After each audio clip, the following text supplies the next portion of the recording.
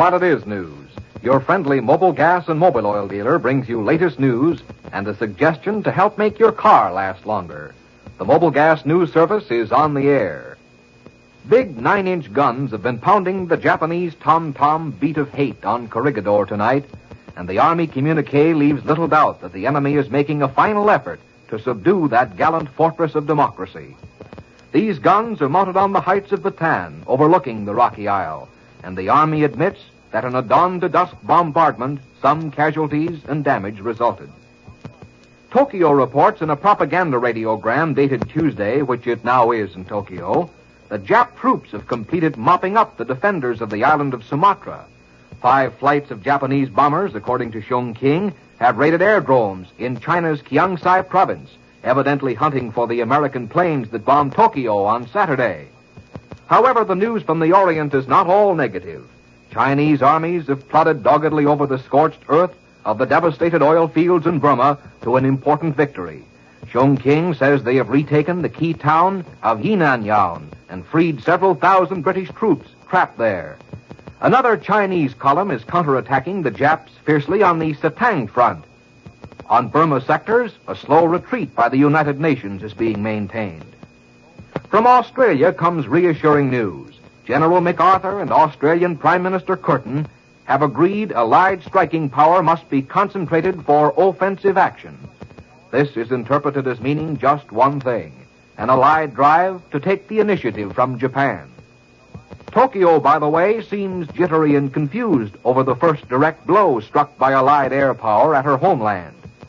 From a mass of Nipponese rumors, little that is clear can be gained. But diplomatic reports to Chile established that there was a sizable raid. Ample excuse for the Japs to be hopping around like the proverbial hen on the hot griddle. Japan charges that the invading planes flew off toward China. Washington has nothing to say. The answer for the time being is, could be. The Jap radio, in one spurt of bland reassurance, declared the damage done was negligible, and a little later told of a cabinet meeting to discuss damage and remedial measures. The propaganda spider tangled in its own web, so to speak, and well tangled, too. Japan has ordered a sensational shake-up in the important Military Affairs Bureau, sending Major General Sato to an unrevealed post at the front. His immediate subordinate steps into his shoes. The Tokyo press calls the move one toward reconstructing the military administration. But the post has nothing to do with strategy or military operations. Major General Sato is perhaps going to the front for a military lesson. The war in Europe and Africa centers about future possibilities. Although by way of timely interest, Hitler's 53rd birthday was duly observed, insofar as the British RAF could beat a bad weather handicap. They managed a neat bombardment in the Cherbourg area. Centering the picture of future developments is the French fleet, built to fight Germans, but perhaps doomed to be taken over by them. Pierre Laval, newly installed head at Vichy, has announced he intends active collaboration with Germany, and Admiral Darlan, defense chief, will issue his first order of the day tomorrow. The atmosphere in France is one of suspense tonight. 30 French hostages were executed at Rouen in reprisal for the recent bombing of a German troop train. A fascist party leader narrowly escaped being bombed to death in Paris last night. How French Navy men would regard serving under German command is still problematical. Meantime, Hitler spent his birthday on the Russian front in the midst of bad news. He received no presents by his own request. Marshal Timoshenko, Red Leader, is getting together a big army of recruits, freshly equipped with American planes to halt the belated Nazi drive. Russian figures on recent battles offer Hitler the following to ponder. 6 German vessels sunk in northern waters recently, 1,500 Germans killed on the Central Front in 2 days, 31 German planes shot down Sunday, with only 13 Soviet planes lost. 1,500 German planes, all told, destroyed during March and the first 2 weeks of April. 2 qualities in sports make champions: applied power and teamwork. Between fielders on double plays, between runner and interference for touchdowns, between pivot man and forward for baskets. True in sports and true in your car's engine, too. For it's the perfect teamwork between Mobil gas and Mobil oil that has made them America's favorite gasoline and motor oil team. It's the great teamwork of these two products that gives you flying horsepower. To begin with, they're both fast. Mobil gas starts fast and gives you fast acceleration when you want it. Mobil oil flows fast, is designed to slide in between engine parts before wear can get started.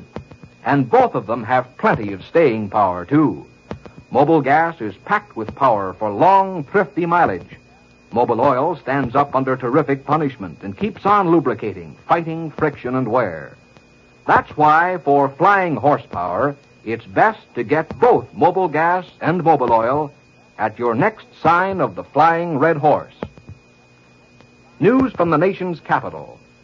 Uncle Sam's coattails were whipping in the breeze today as he went after American industry again to keep it in line with the aims of victory. 3 plants of the Brewster Aeronautical Corporation on Long Island were taken over by the Navy because, according to the government, they weren't turning out enough dive bombers and fighter planes, and the administration was dissatisfied with their management. The Navy will relinquish control to private management again when Uncle Sam is satisfied the job is going to be done as the times demand. 2 of the nation's biggest steelmakers came under the eagle eye of the Justice Department at the same time. Suits were filed against the Jones & Laughlin and the Carnegie Illinois Steel Corporation on charges they were delivering low-rated orders, or orders with no rating at all, quote, to the delay of orders with high preference ratings. The companies deny the charges. Proper use of the nation's manpower is another sizable item in the war program on which Chairman McNutt of the new War Manpower Commission outlined his policy today. He will try to get manpower spread around properly as needed under a volunteer system, but he hinted he will ask for drastic measures to line up the labor supply if the voluntary measures should fail. The commissioner lashed out at labor pirates who were robbing various plants of skilled workers without regard to the essential nature of the work they now have. He cited the example of an aircraft manufacturer hiring away workers from a firm making wings for his own planes, thus tripping over his own shoelaces. Looking toward the wage, tax, and profit situation, President Roosevelt will present his views in a special message to Congress within a week, then to the nation in a fireside chat. Meantime, no congressional action on pending labor regulation will be taken. It is probable that both messages will indicate the administration's plans for halting inflation, which Mr. Roosevelt has been pondering for some weeks. A freezing of all commodity prices, virtual elimination of installment buying, and a voluntary bond purchase plan are expected to emerge as concrete parts of the plans. Some control over wages and profits is also anticipated. It is said the President, on the advice of Congress, will not seek new taxes beyond the pending $7.5 billion revenue bill. There is no official revelation yet as to what information Army Chief of Staff General Marshall and Lend-Lease Coordinator Harry Hopkins brought back from overseas. They conferred with the President for more than 2 hours today. A beginning has been made towards financial security for servicemen with dependents. A bill introduced by Senator Johnson of Colorado and claiming the approval of the War Department would give a soldier's, Marine's, or sailor's wife $20 monthly with $10 for each child. Smaller benefits would be allowed for parents and other dependent relatives. To help meet the cost, deductions would be made from the pay of the 4 highest grades of enlisted men, but none would be taken from Army privates, first-class privates and corporals, or similar grades in other services. From the Navy comes word that its great flying ace, Lieutenant Edward H. O'Hare, may get the Congressional Medal of Honor tomorrow from the President. This for his heroism in shooting down 6 Jap planes in a single dogfight. O'Hare and his buddies knocked down 17 of 18 enemy planes. Blame has been placed by a naval inquiry on the Robbins Dry Dock and Repair Company of New York for gross carelessness and a lack of common sense as responsible for the burning of the French liner Normandy. Suit against the firm was recommended. Also, Father Coughlin's magazine, Social Justice, remains unmailable. The Postmaster General barred it tonight for utterances branded as seditious. Coughlin's parents, to whom he transferred nominal ownership in 1940, have been subpoenaed to appear before a special grand jury investigating Axis propaganda. And now, news of the nation at large, mostly from Chicago. The Republican National Committee, in session at the Hotel LaSalle in Chicago, has placed the Grand Ole Party on record as favoring world cooperation after the war. Supporters of Wendell L. Willkie, 1940 presidential candidate and titular party leader, consider the Policy Committee's decision as a victory for Willkie's anti-isolationist beliefs. He telephoned a statement from New York to the meeting in which he declared that by adopting the stand for world cooperation, the committee had adopted principles necessary to survival of the Republican Party and of the nation itself. Senators Taft of Ohio and Brooks of Illinois, both pre-war isolationists, had attempted to get a resolution through endorsing the war effort, but non-committal as to post-war policy. GOP publicity chief Clarence Buddington Kelland, nationally known author, called the final resolution a compromise, but Willkie's followers claim he has strengthened his leadership and gained more than he asked for in the change of policy. The resolution also pledges preservation of the two-party form of government and threatens to oppose administration attempts to inaugurate what it calls unsound economic reforms at home. The Republicans demand that when the upper hand has been gained over our military enemies, the nation shall flatly refuse any peace proposal short of complete victory. Appeasement or compromise are completely ruled out in the Policy Committee statement. Lack of organization has been a weakness of the Democratic war regime, according to the Republican Committee, which recommended that the burden of the war be distributed equally to all classes and that excess profits from the war be eliminated. The committee will adjourn tomorrow. Again, Chicago. Ground has been broken here for another huge war production plant, one of the biggest ever to be built in this area. It will be operated by the Aluminum Company of America for the Defense Plant Corporation and will employ between 6,000 and 7,000 workers when construction begins. Mount Carroll, Illinois. First-degree murder charges are to be brought against 12-year-old Billy Geisman, who has admitted that he killed Mr. and Mrs. Clarence Krugjohann because they reproved him and spanked him 7 months ago. Next time you're walking down the street and you see a soldier in uniform, try to imagine what you'd answer if he should stop you and say, "I've given up my job, my family, my luxuries for the rest of the war.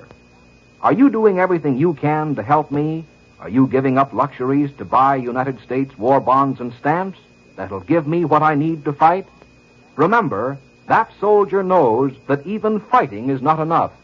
He's buying war bonds, too. Old Dobbin, back in the horse and buggy days, never got more loving care than most of us are giving our cars these days. There's a lot of satisfaction in stopping at the sign of the Flying Red Horse and getting your car groomed for the long pull ahead. Dirty or faulty spark plugs, for instance, can waste more than 1 out of every 10 gallons of gasoline. Spark plugs should be cleaned and recapped at least once every 5,000 miles. Better drive in this week and ask your friendly Mobil Gas or Mobil Oil dealer to inspect, clean, and regap your spark plugs or replace worn-out plugs.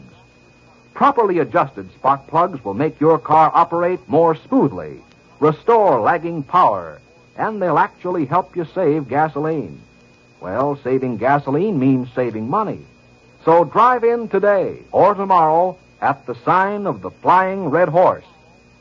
Tune in again at 8 o'clock tomorrow morning when your Mobil Gas and Mobil Oil dealers will bring you the latest news. Remember, as you drive your car or heat your home, oil is ammunition. Use it wisely.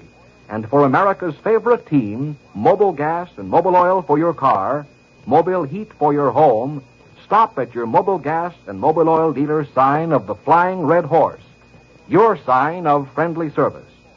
The next news broadcast over this station will be presented in just 15 minutes.